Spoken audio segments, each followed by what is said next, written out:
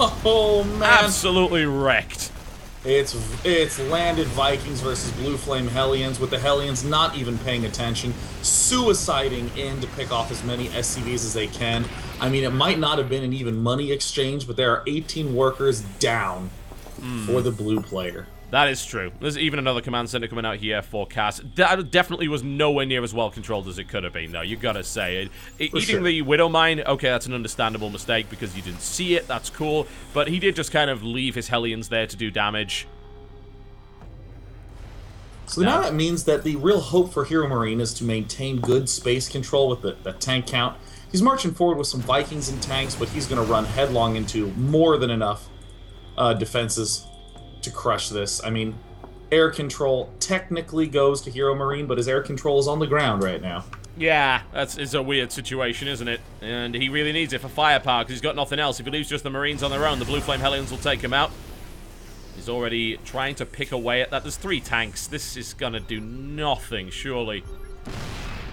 In this position, this is just desperation moves by Hero Marine. It's very astute for him to observe that he can make this play without having too much instant death, but I mean, the edges that he's going for are pretty hard to identify. What is it that he's looking to achieve now? He's going to be falling apart in the air count. He's barely able to trade evenly in those Vikings. Now there's a Banshee picking off his Marine and tank. 72 to 49. Koss is getting an orbital. He has 8 geysers en route. The factory count is at 5 now, all with add-ons. Now Koss is just going to kill this. Surprised he engages with the Hellions. He didn't actually need to lose 2 Hellions there. I don't think it really matters too much at this point, though. Come on. It's 4 bases versus 2, and you had a ridiculous early game advantage. 75 SCVs versus 49. I definitely give it to Hero Marine for sticking in this. He may be able to come back with some kind of amazing bio play with great drops, but he is behind in every possible respect. So now we see Koss do the usual expert move. What are the ways that I lose? He's throwing down a ring of sensor towers and turrets. I mean, look how many turrets are just at the back of his base, at the north of his third. He's massing up tanks. It's going to be a slow, long haul, but Hero Marine is desperately trying. Look at this Hero Marine saying, well, let me desperation drop, but soon enough he's going to run headlong into so many turrets. Jeez, that is not the place to go. Yeah. That is quite literally suicide at this point. I mean, he'll be able to drop some stuff on the ground, of course, but the turrets are going to do a great job of killing an awful lot of these medevacs. Here's the boost. Here it comes. And open fire, says the ground defenses here. 1 medevac actually doesn't die. Hero Marine with the right boost. Gosh. He gets everything on the ground. That's really surprising. Well, he's definitely going to manage to kill off some SCVs, maybe even evening that SCV kill count. He's got to kill off the orbital command and then subsequently the turrets. He shouldn't be running into the main base. Oh, very nice little pick off there. Wow. Hero Marine starting the long, slow climb to a comeback here. A drop that somehow penetrates that missile turret wall. The cleanup comes in, though. Hero Marine, I mean, he used his entire army to do that. Yeah. Wow. Well, he's most of doing, it. There's actually a few more units on the way here to apply pressure to the 3rd base. Yeah, and I think he might very well be able to break in. No, he might very well not be able to break in and just eat it. Well, he will if he pushes back with this, though. He brought an additional tank. He brought a medevac along, but I think he's just going to back off and try and secure this 3rd base. The Cass is already there with a few Blue Flame Hellions. He wants to try and catch a worker transfer. I mean, this is kind of impressive that Hero Marine is not just in the game, he's in the game and fighting. Cass is making a few little unnecessary mistakes here, not maximizing the use of his Hellions several times over, saying, look, I've got the numbers, I can just kind of brute force you here, but and even there, those 2 Hellions going down for not a single SCV kill because he didn't bother to micro them and they ended up targeting different units. But Cass does have 13 tanks to 3, and 2 Thors, and some Hellbats, and the Viking lead. 7 versus 0 is a pretty good lead. These siege tanks are going to deal some very nice damage. Indeed. Hero Marine looks like he's unloading. Uh-oh, and nope, Hellbats are going to break, and somehow Hero Marine gets caught unsieged. He's going to try to swing in from all sides. It's not There's not enough. No, absolutely not enough units. There's the GG. A brave attempt by Hero Marine, but no.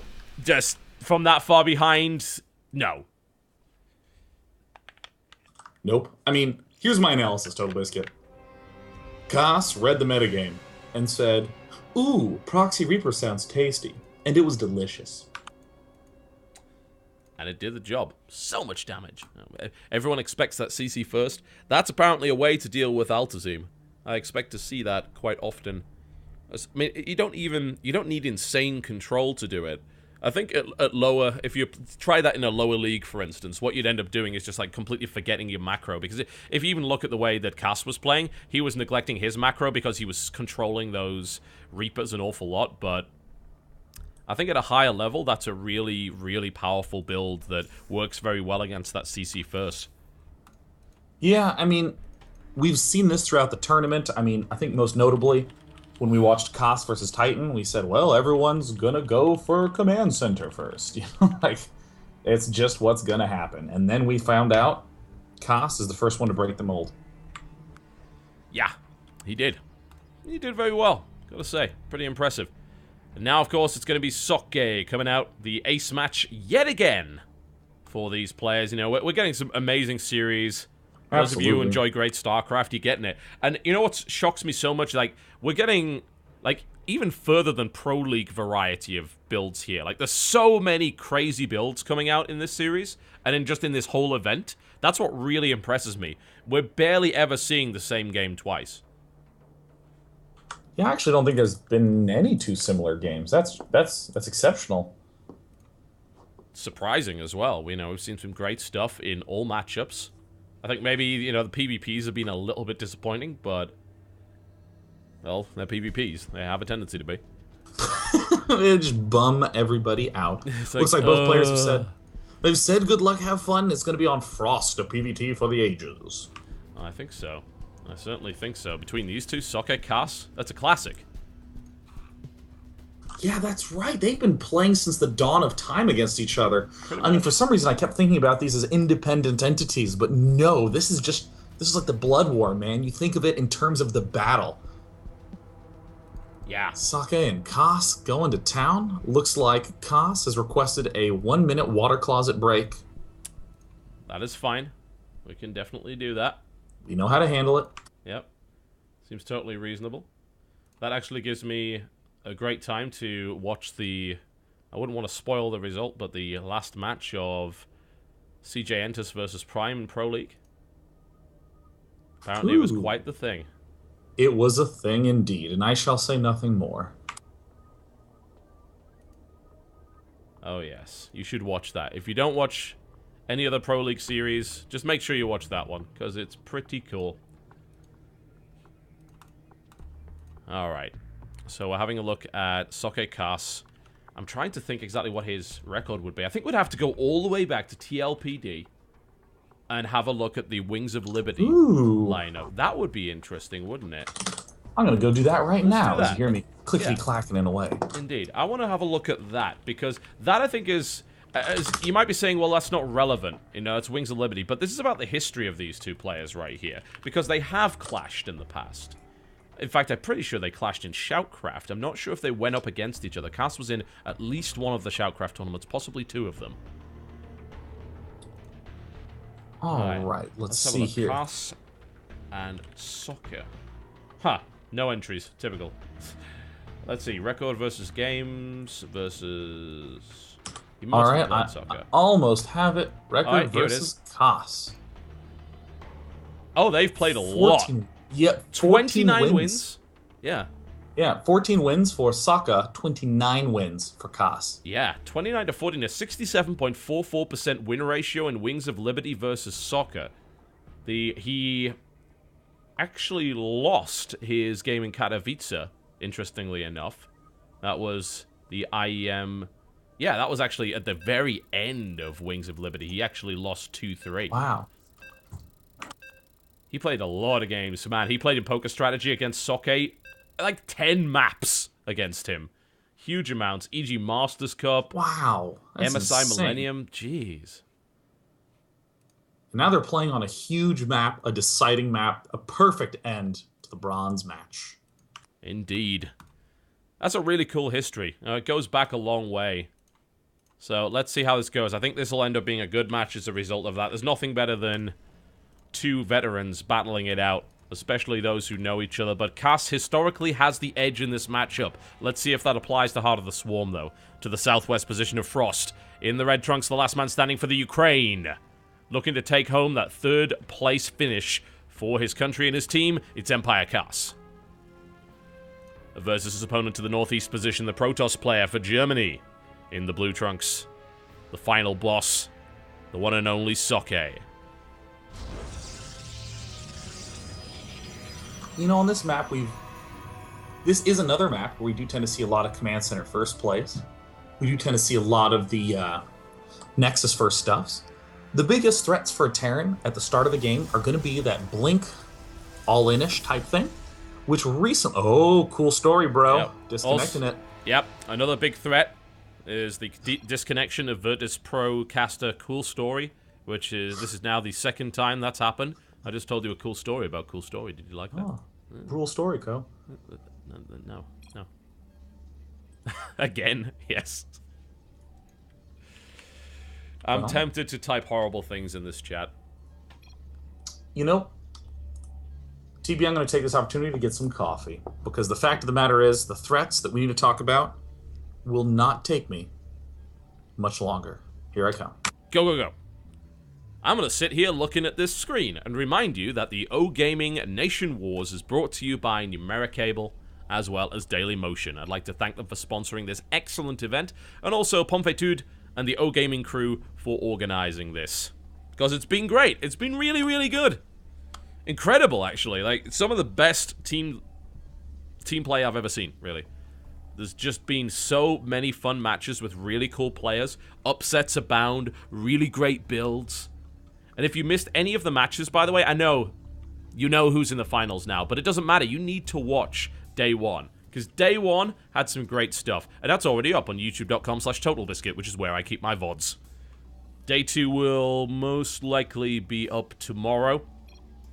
There might be a bit of a delay on those VODs because the person that usually does the cutting, well, he's heading back out of the country on Monday, so there might be a bit of a delay, but we'll try our best to get them up as soon as possible for you. Of course, for those of you who'd like to watch them earlier, the uncut VODs are available on Twitch TV/Totalbiscuit if you happen to be a subscriber. And thank you very much to those who have subscribed during this stream. It really does mean a lot. It's a huge support, particularly during January, where ad revenue is extremely low. So we really do rely on the subscriptions for Twitch in order to generate the revenue there. And that actually goes to supporting Axiom and paying for all of the cool stuff that we do over there. Alright.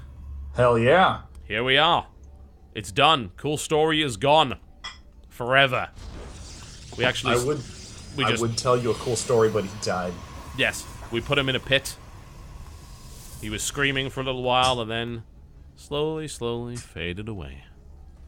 Now, in this position, the biggest threats for a Terran are going to be the Blink all-ins, or even just general Blink harassment is a little bit annoying to deal with on this map. But I actually feel like the biggest threat is how much momentum Protoss feels like he has once he gets to 4 bases. There are 4 very takeable bases for Protoss.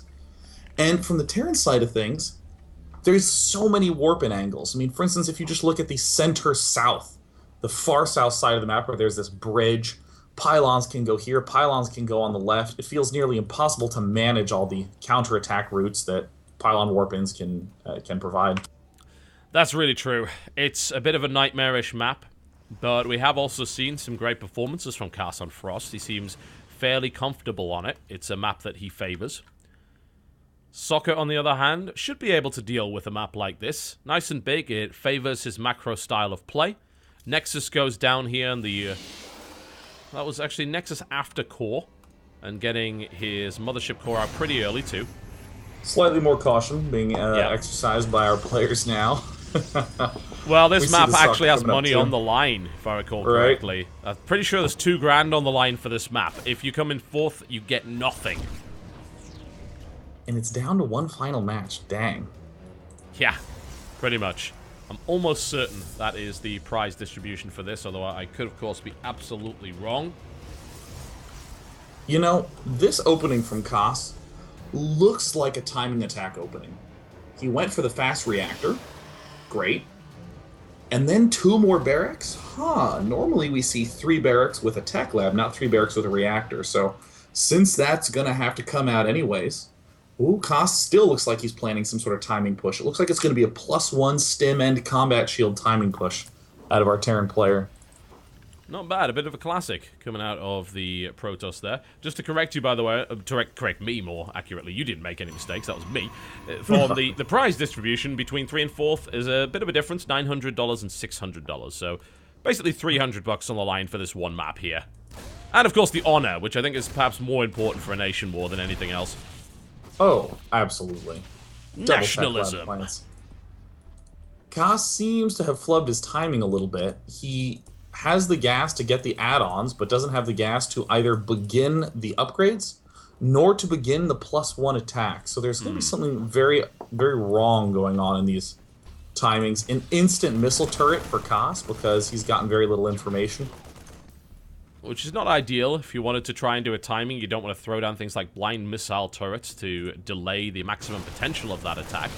As it stands, he is trying to fend off these Stalkers. Reaper comes in from behind and suddenly realizes, no, I can't fight Stalkers, I'm a Reaper.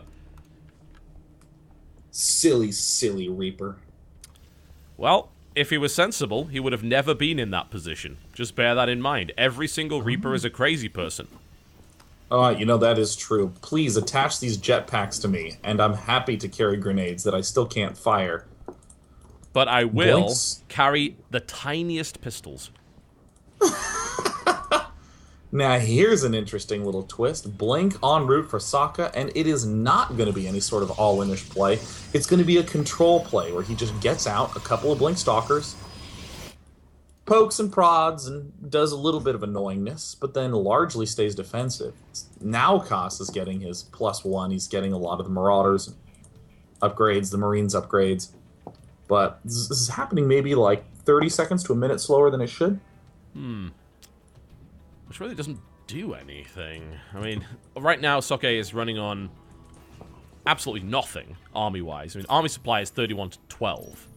But he does have that mothership core. So, early game aggression is a bit more difficult. Soke actually coming out on the map here as Blink is about to complete, but he only has 3 Stalkers. This is a very hard-to-read play from Koss. He should have begun combat shield right now. It looks like he's going to be expanding just straight into the middle because Koss here is moving out into the center of the map of his own. Yeah. Caught a Stalker. He's actually moving his entire army back because he's keeping an eye on that probe. He doesn't want anything to happen there. He doesn't actually need to do that. He had more than enough units at the top of the ramp to kill it. He's trying to keep track of it. He actually think he lost track of it there. Oops. No, I think he should be able to find it. No, he can't miss that. There's a shrubbery in the way. Oh, there we go. Okay, he spots it. I was gonna say, if he lost this game due to a shrubbery, then... oh dear. The most painful of all time. Now we see that combat shield still not researched. More barracks coming down with no combat shield. Koss!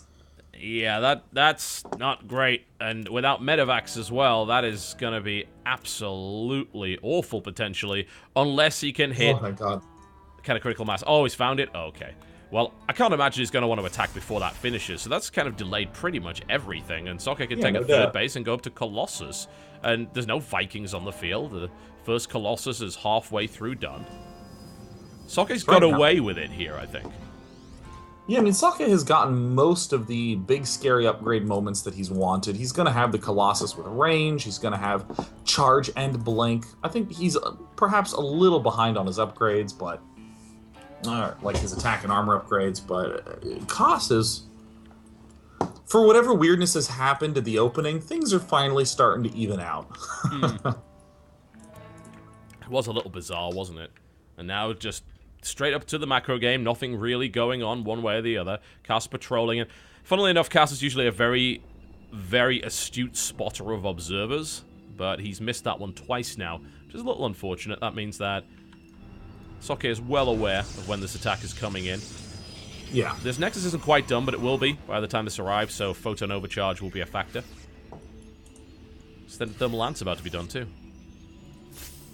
So we see Thermal Lance with this high ground advantage. Koss has got to be very careful. He has... Ooh, that's a bit of an overstim there. He's getting very aggressive. The Ghost Academy's coming down. I think that's very early. More barracks are what Koss needs. He needs to keep up his macro. He needs to just have more stuff than the Protoss player. I mean, Sake is doing this like, I have almost no gateway units composition, and the answer to that is by having a lot of barracks units. And Koss is going for a fourth. Hell yeah, macro mode.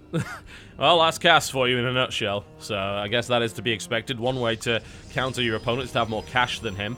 The question is what is Sake doing here? Because currently he's just defending. Yeah. At any point in the next few minutes, does Sake attack or not? Well, here's Sake's strategy. He's trying to get the Templar Archives up for Storm.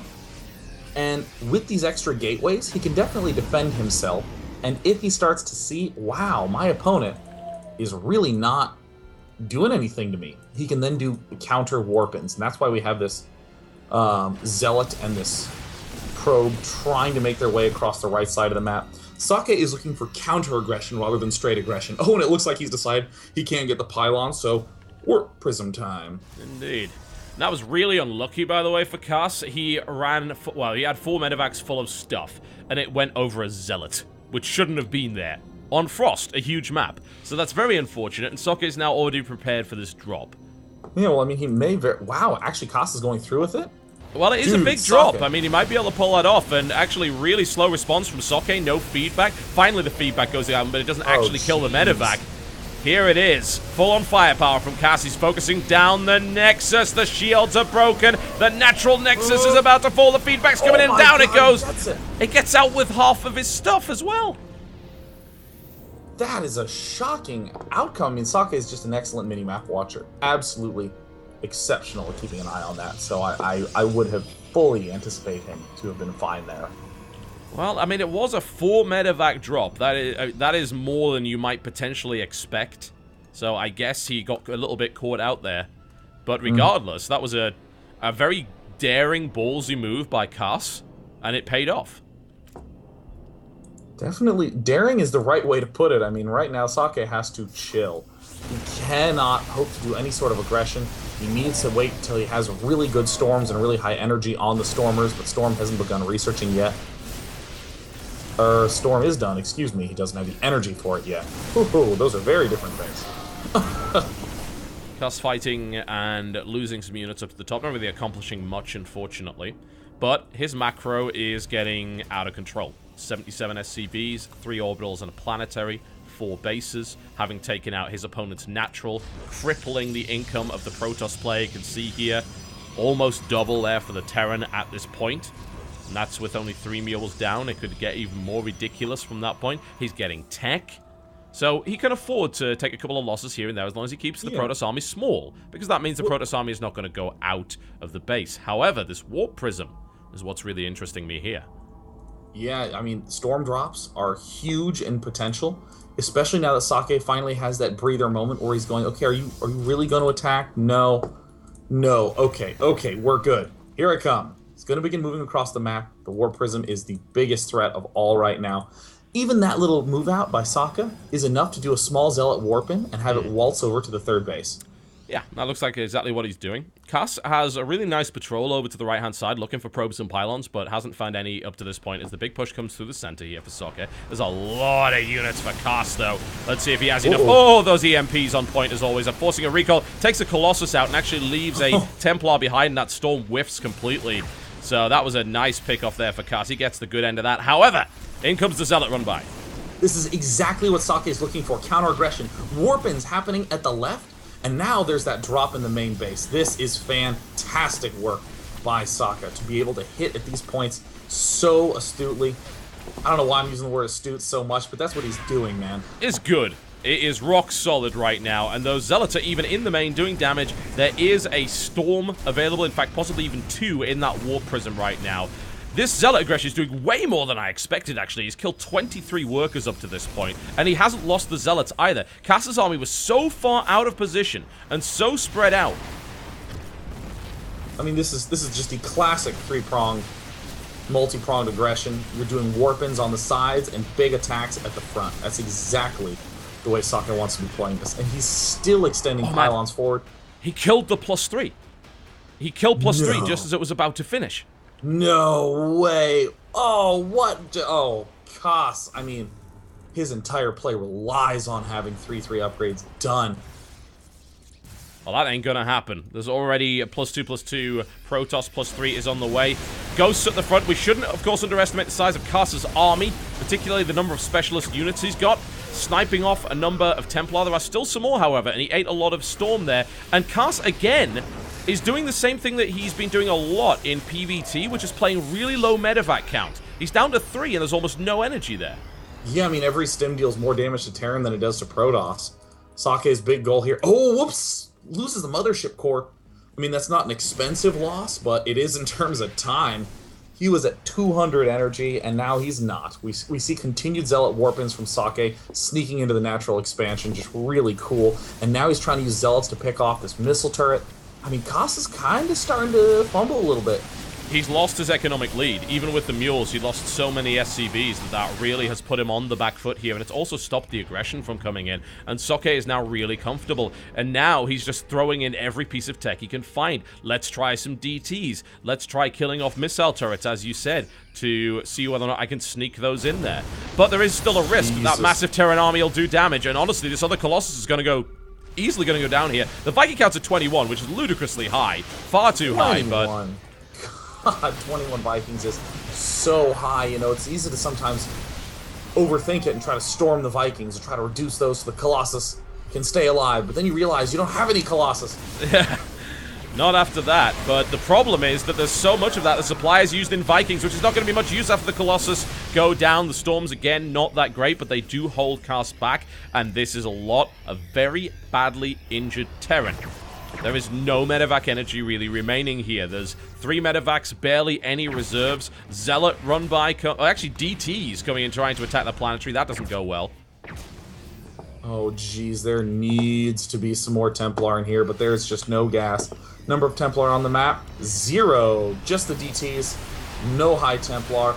And here Koss is saying, I'm going to win with this attack and the money I have in the bank. And he might be able to, you know. He just decimated the Colossus count, and with no Templar either. That means a very big and scary Terran army that cannot be killed with area of effect damage. The Vikings now on the way, this third base being threatened. The Zealot count versus the Ghost count. I mean, the Ghost count alone is scary to the Zealots, especially with the EMP, and here he comes. Tries to move in, the Colossus just get obliterated completely. Really, really nice play here from Koss. Does he have the units he needs? Those units are so low. The Zealots actually might crush the remainder of Koss's army here. And now we have a bunch of landed Vikings versus Immortal Stalker, and apparently landed Vikings are good enough, and it looks like Koss from Ukraine has the supply lead, 126 to 107. He's going to finish off the Nexus with these landed Vikings. That's a little bit bonkers. Oh my god. Landed Vikings are... No way. It's on 10 HP. He's killing... What? You don't usually do that. Usually you can take off. It's much easier. But no.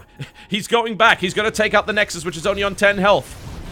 He picks them up in the medevacs for some reason, and is... Oh my god. Koss just stutter-stepped Vikings against a Colossus to kill it, and then lifted up his landed Vikings into his medevacs to fly away. In possibly the most counterintuitive yet successful move in StarCraft 2 history, Koss is able to take out the third base and cripple Soke's economy once again. Wow, that was... Well, it's weirdly... The economy still, kind of, the sort of potential is still there for Sake because he has 73 workers. Can't mine with him, though.